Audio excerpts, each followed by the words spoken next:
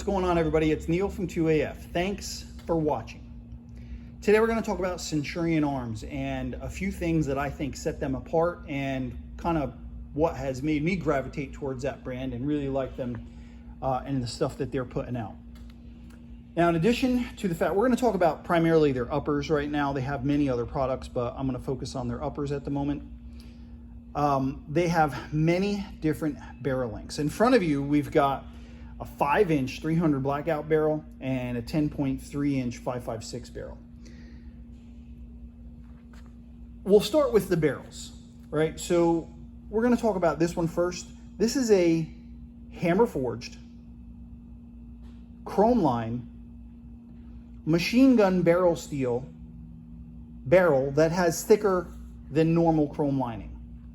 So all of those things kind of set them apart from a lot of the other brands on the industry. And why is it important? Why are all those things ideal, or why might I want them in a barrel?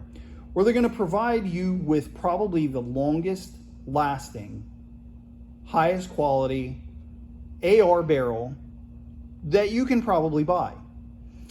Not only, we'll start with the barrel steel in itself. It's a barrel steel that is stronger than your typical barrel steel that you see on even really good barrels that are out there on the market.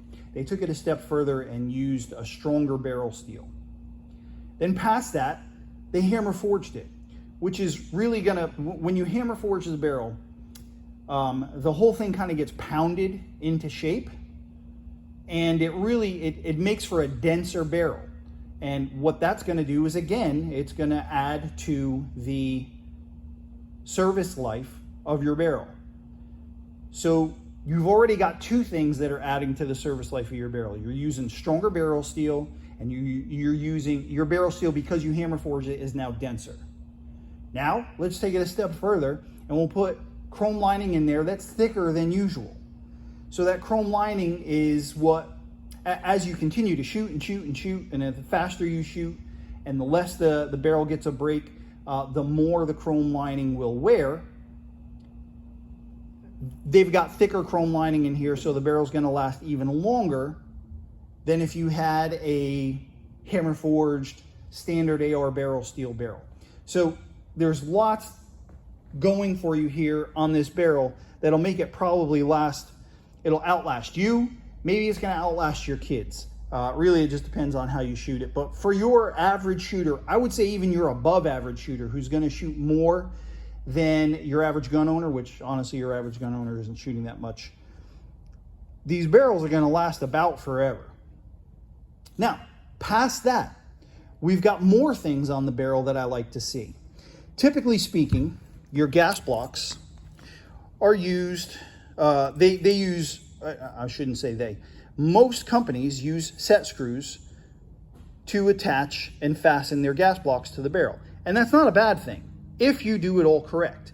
If you've got a dimple in your barrel, if you're using good fasteners, if you're using a good thread locker and the right torque, if you're doing all that right, nothing wrong with putting set screws on a gas block. Lots of companies don't do all that though. And so, I mean, I've seen gas blocks come here. We disassemble it for one reason or another because a customer wants to change something, and all of that is wrong. And the gas keys, the gas block screws, there's hardly any torque on there, past the fact that there's no thread locker in there, past the fact that they're not the right type of screws, past the fact that the barrel is not dimpled for them. So you can use set screws for a gas block if you do it right. But before anyone used set screws for gas blocks, we always pinned them. And Centurion Arm, at least on a lot of theirs, they're still pinning the gas blocks on here. So now let's start talking about the rail. Now these rails, you'll find them, like you'll see Colt uses them on a lot of their free float rail uppers and guns. And Centurion Arms makes them. They're thin, they're light, but they're still very, very sturdy. We have anti-rotation pin here.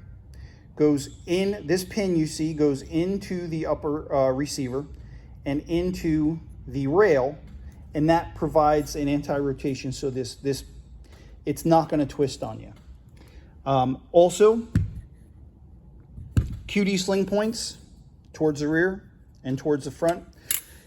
If a free float rail gives you built-in QDs, it's usually only at the front or the rear. This one gives you both at the front and the rear, of course, on the left and the right side of the gun.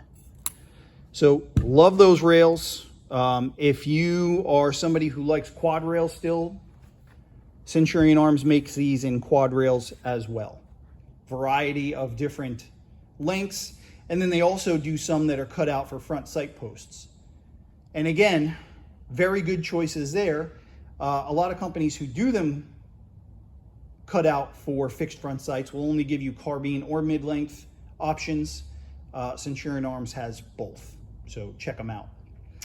All right, we'll talk about the 300 Blackout now. This is one of the new ones from them. This is a 300 Blackout PDW. Uses a stainless barrel. Now this one does use set screws on here on the gas block, as you can see. But again, they're doing it the right way, so you're not going to have problems with that. Now, one of the things I really liked about the 300 Blackout upper was they've got a 1 in 5 twist on here. Most 300 Blackouts are going to use a 1 in 7 twist. And that 1 in 7 twist is good for just about all the 300 Blackout ammo that you might be likely to come across, but not all of it. Some of the best choices for 300 Blackout require a 1 in 5 twist barrel, and there's not a lot of companies making 1 in 5 twist 300 Blackout barrels. Centurion Arms just came out with theirs, and it's got a 1 in 5 twist. I don't know if you're going to be able to read that. Yeah, there you go. Anyway, I liked to see that they had that 1 in 5 twist. When we order at 2AF, when we order our ARPAs from Centurion Arms, usually we order them with a bolt, right? This is their standard bolt. They've got an upgraded bolt too that they've just been working on recently, but this is their standard one. Comes with their logo on both the carrier and on the bolt itself. Excellent mil-spec quality carrier. Now, we don't usually order them with charging handles. So if you do go to 2AF.com and you wind up getting one of them, pick a charging handle too. Centurion Arms from the factory, they usually offer like a GI charging handle or another one, I think maybe PRI. Man, if you want a GI charging handle, we got tons of unused Colt GI charging handles that are taken off of 6920 uppers for cheap. But we've also got BCM, Ford controls, several different types from Radian, PRI gas busters and standard and ambi. There's Sons of Liberty Gunworks, Geisley charging handles in both standard and airborne. So lots of choices of good charging handles if you want to pick one of those up. If you also want to, you can get one of their lowers, either stripped or complete. If you get the complete one, we order them without stocks or anything. You can pick up these SBA 3 braces again. We've got those again. And one of the cool things I wanted to show about their lowers, this is a normal length buffer tube, but you have many more positions on here. Also have the Centurion Arms logo again.